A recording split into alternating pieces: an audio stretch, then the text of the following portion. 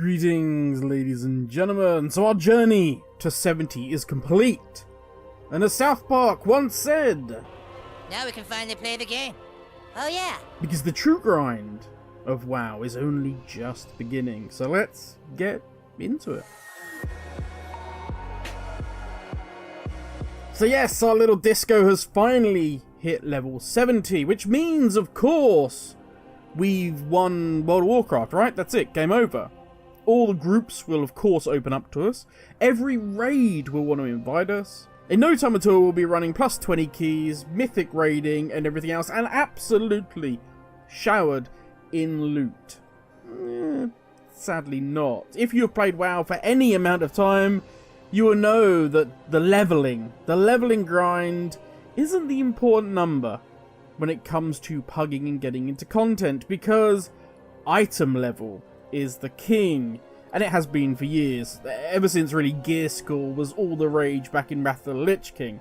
Now you may say, wait Grim, we have Raider.io now, it's purer, it's better now. And yeah, it is better, but at lower levels people will generally take higher level over Raider.io.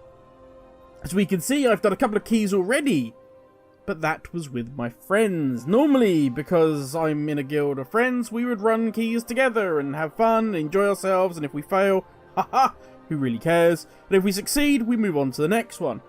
My priest would get gear in no time, and we'd be running higher and higher keys.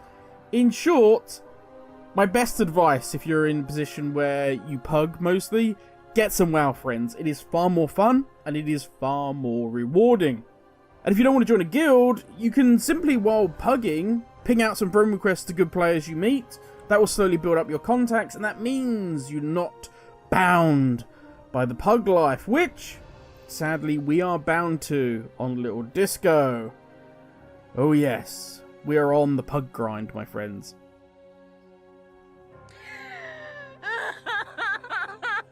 So now we've hit 70, we are going to need to set ourselves some goals. So yeah, 70's ticked and done, that's out the way. Now we require eye level, because as we've said before, eye level is king. Firstly, we need to do this for a very specific reason, that is to gain access to LFR. Yes, this will give us hopefully some more loot. It will also give us access to tier set, and tier set is all important. More LFR tier we get, the less we need to rely on using our catalyst charges, which really we'd rather save for higher item level loot, and loot that can be upgraded with Valor. LFR requires us to be 359 eye level, so we still have a way to go. That means, yep, I can hear you all groaning, we have to do yet more heroics. What did you say? I know. We will also combine this with crafting various items, gaining some helpful embellishments along the way to try and increase that power. Things like the Alchemist Flavor Packet, which realistically is not going to increase our power outside of eating food, but it will save us some money, and we haven't got a lot of it. Then there are things like the Lariat and so on. Side note here, it's expensive currently, but the Flavor Packet does not count towards your embellishment numbers, so you can have 2 embellishments and the Flavor Packet. Now we're probably going to be focusing as well on having a weapon.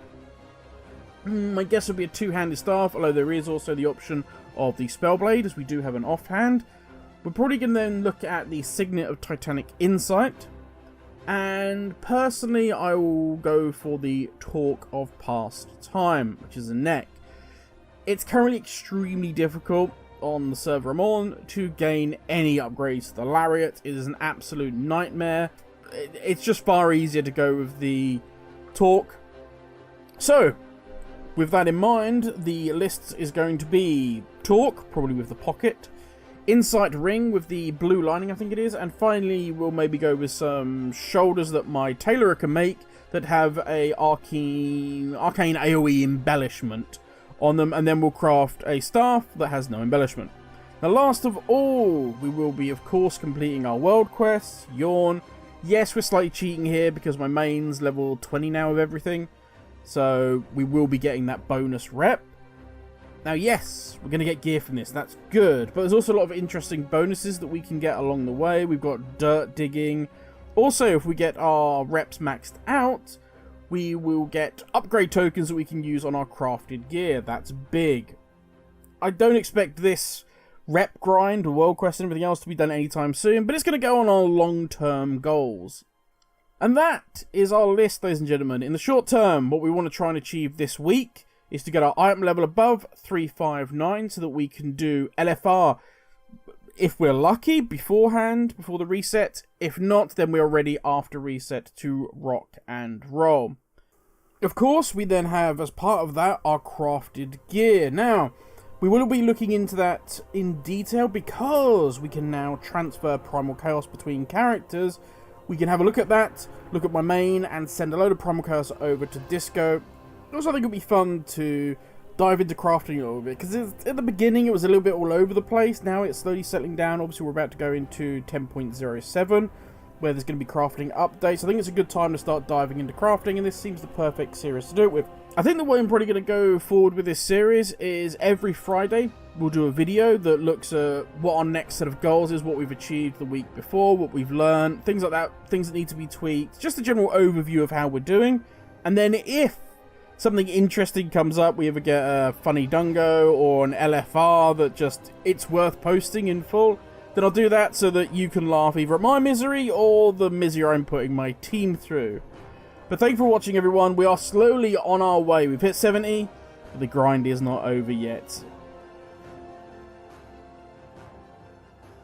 Thank you for watching, stay safe, and I will catch you all in the next video. Laters, everyone.